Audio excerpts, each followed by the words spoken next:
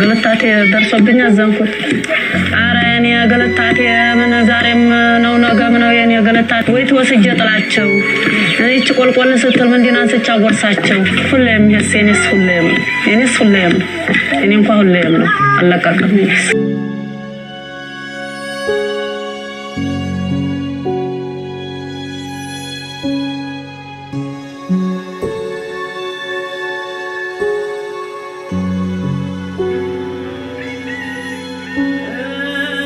ሲነሳብኝ ሲመጣም ይቆረቁረኛል እሪያሰኘኛል መጨረሻ መቼም ያባሰኝ የልጆቼ ማለቅና እንባ ነው የገደለኝ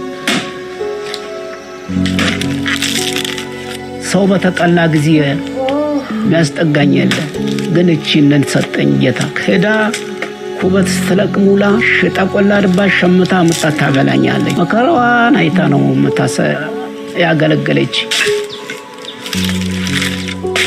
እንዳሸው ጭራሽ አጥይስ ቀርብ ዝም ብሎ እንደሳት ያቃጥለኛል እንበይ ዙብ ራሴ ፍርስ ይላል ምን አውቃለሁ እናማ እንግዲህ ቀንነቴን ለማግኘት እፈልጋለሁ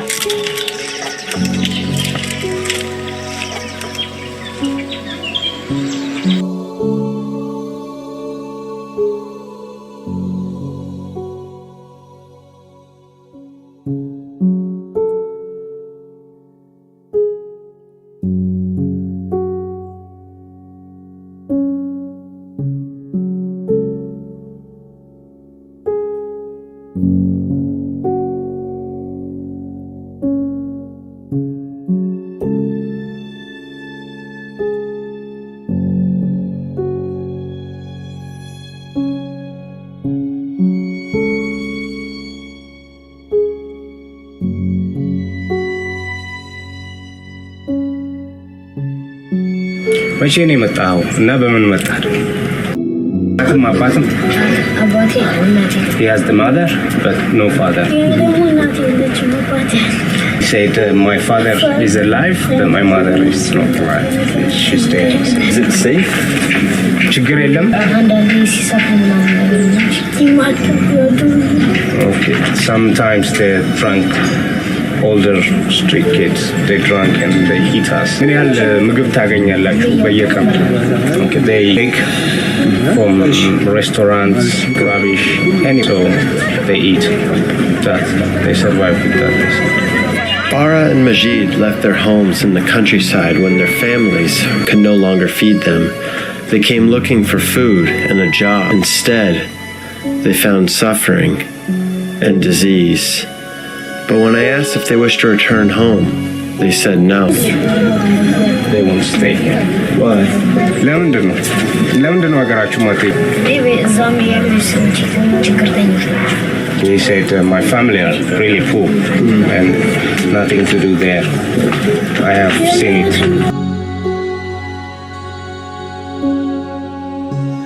ራስ ሰርቼ ያው ኩርማናችን በልታችሁ ቁጭ በሉ ሸቅዬ ሰጣችኋለሁ ስል ነበረ አሁን ግን አልመች ማለት ልጅዮ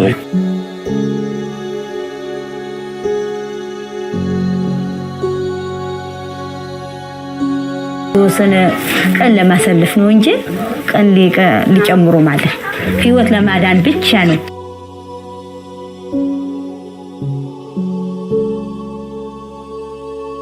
እኔ ደግሞ ተነስቼ ሽክፍ አድርጌ ይገልምኝ እንዳልበላ አልችልም ሆኖ አረ ከቤቴ ይገድለኝ ነው ምለው እንጂ አልችልም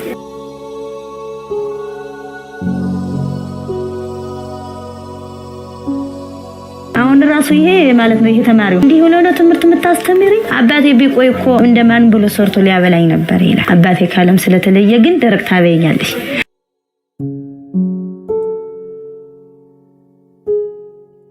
ውሃው መርቆነ አምና ውሃ ደህና ነው ነበር አሁን ግን ወንዙ ራሱ እየደረቀ ስለሆነ ውሃ የለም እንጨቱም እየራቀ ሄደ አልችልም አልሆነ አልችልም ብዬ በቀመጥ ዲካማ ነው አንቺ ሻዴ እንዴት እያልሽ ነው ይለኛል። አይ ዝም በሉ እንግዲህ እዝጋር የሚያረጋችሁ ነው ይዟል። በቃ አሁን እንደሱ እንዳላለን ምን እናርግ?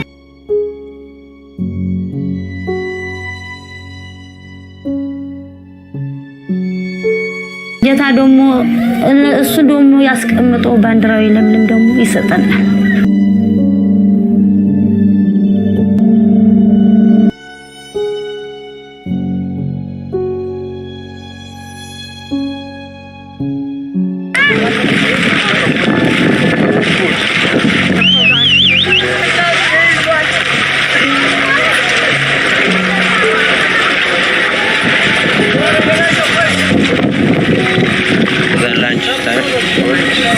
Abush.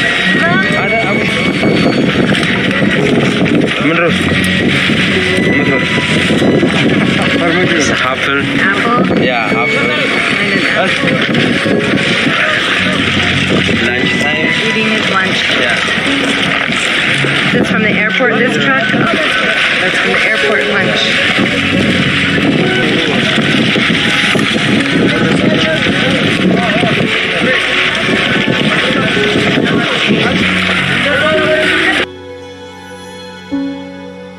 The youngest children are not even 6 years old. This boy is begging for anything just to survive. He is sniffing glue. It beats the pain of hunger, a common sight in the capital's main square.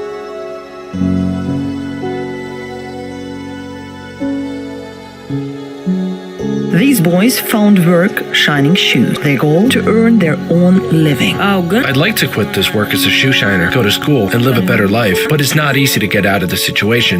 So, this is my life for now. But one day, I want something better. That's my dream. The Danakil Desert in northeastern Ethiopia, one of the hottest and most hostile regions of the world, with daytime temperatures of 50 degrees Celsius and the ground heating up to a smoldering 70 degrees. The Erta Ale volcano towers over the entire region. The Danakil Desert has been repeatedly the hottest region in the world. The only escape from the desert, an education. That's why the children walk in the merciless heat through seemingly endless landscapes. Their destination, school. The way there, a daily battle against heat, thirst, and sandstorms.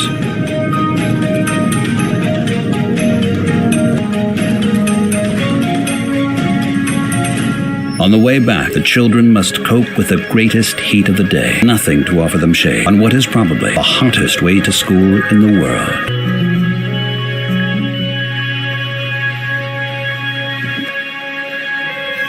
6 o'clock in the morning, 150 kilometers from the nearest major city, sun rises in northeastern Ethiopia over the Danakil Desert.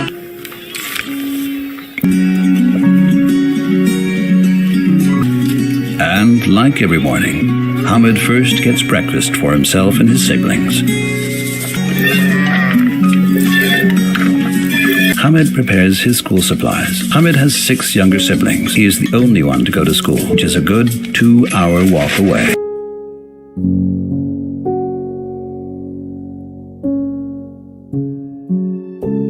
In Ethiopia, almost 2/3 of adults are illiterate. The school is a privilege, especially in remote areas, and mostly only for the boys. Hamid's sister Asya is not so fortunate. Because my brother goes to school, I have to take care of the animals, but that's fine with me. Young girls in Ethiopia are accustomed to staying at home. Most of them are married off very young.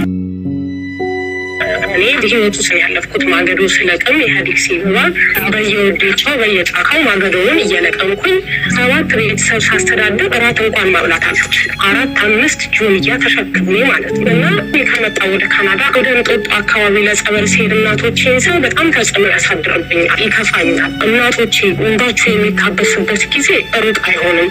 እኔ እዚህ ያደረሰ አምላክ እናንተ ነገ ብርሃናችሁን እንደሚያበራው አምናለሁ።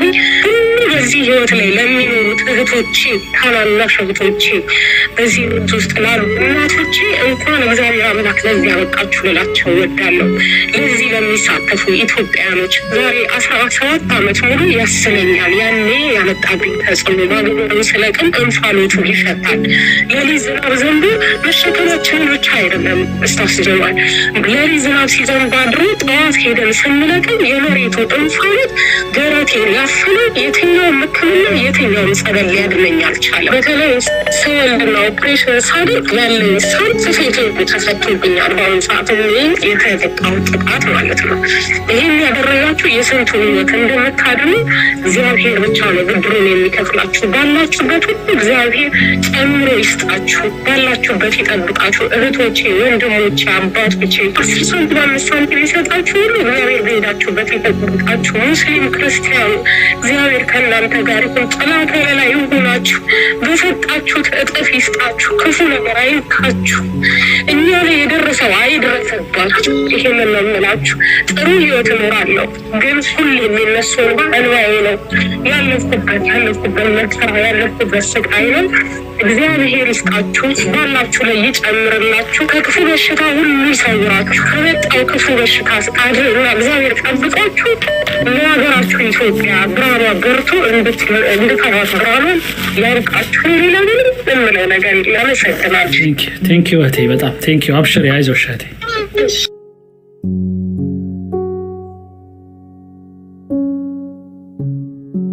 It's 46 degrees Celsius in Galafi, on the border between Ethiopia and Djibouti. Like every morning, groups of migrants make their way through this barren land in the crushing heat.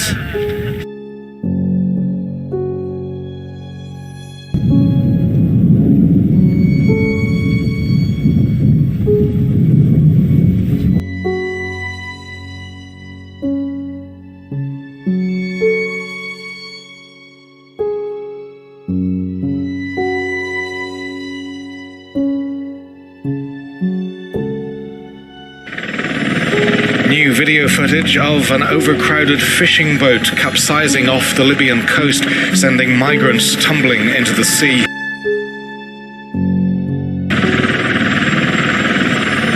There have been at least 2 shipwrecks in as many days as sea crossings accelerate because of good weather.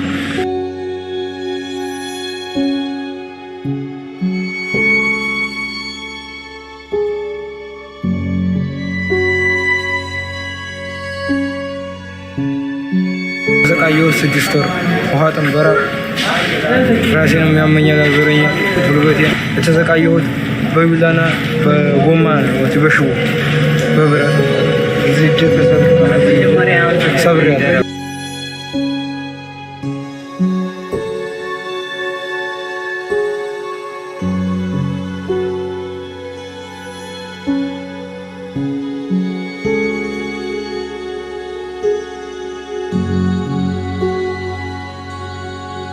He gives us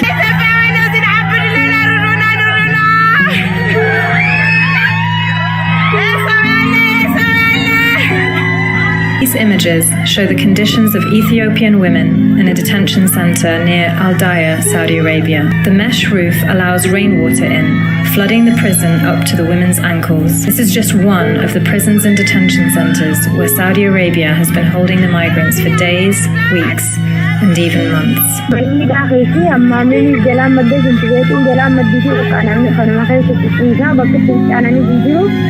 In a detention center in Jizan, images from the men's facility depict hundreds of people being held in severely overcrowded and unsanitary conditions. Trash and excrement at every step. They are forced to sleep in hot, unair-conditioned rooms, tightly packed together, with limited access to water to wash. Photo evidence supports their accounts that many are developing skin problems due to the unsanitary conditions. Multiple men said their pleas for medical attention and better conditions are repeatedly denied and answered with beatings from the guards. Hundreds of Ethiopian migrants remain arbitrarily imprisoned, their future uncertain.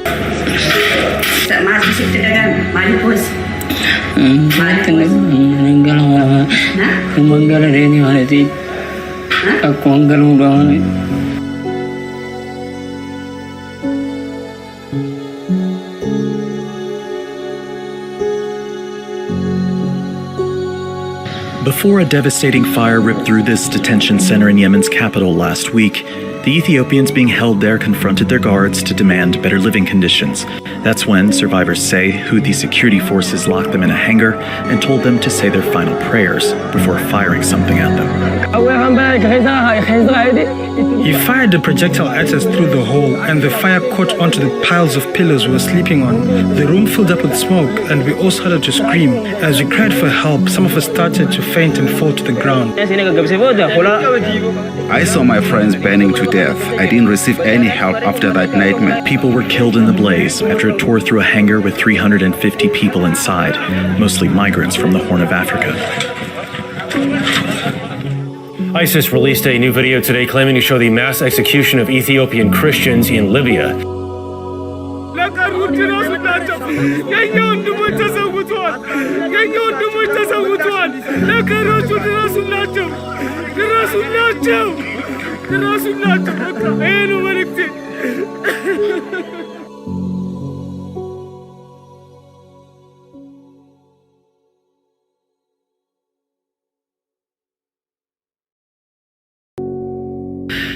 እኔ እቺን እህት ያለቀሰች ያየውኝ እንዴት አድርጌ ነው ማረዳው? በቃ እንደዚህ በየመን ውስጥ እንደዚህ በጣም 400 ነው 500 የሚሆኑ ወንድሞቻችን የተቃጠሉ ጊዜ የተነሳ ፎቶ ነው የመን ውስጥ ማለት ነው።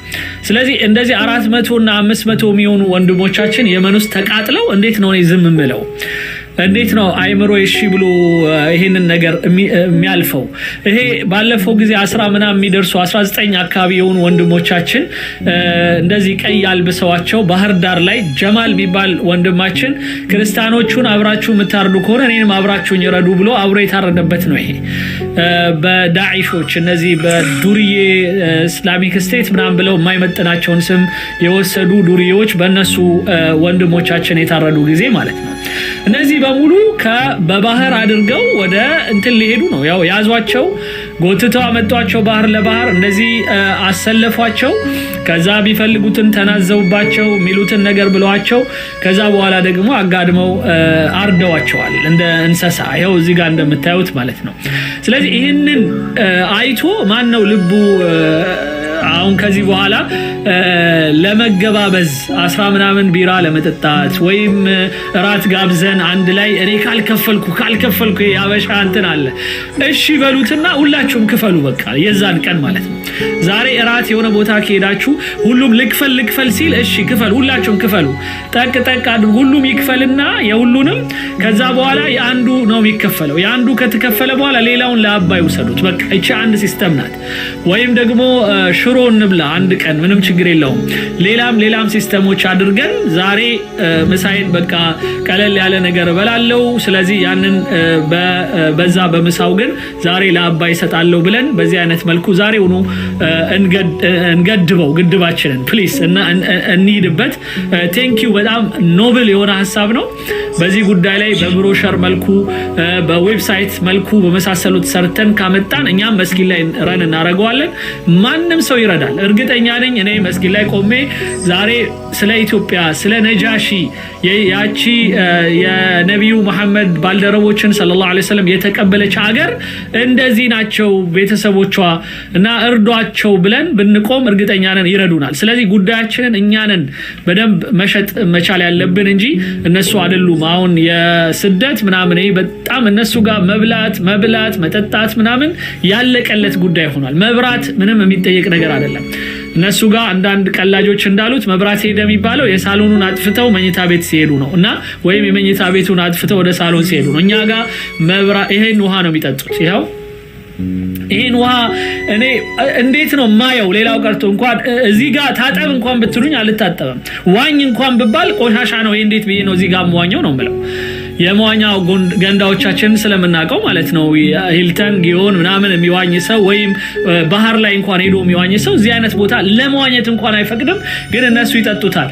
ይህንን ወንድ የሆነ ከኛ ውስጥ ወገቡ ችሎ ይሸከም። ይህንን እንጨት ማንም ሊሸከመው አይችልም።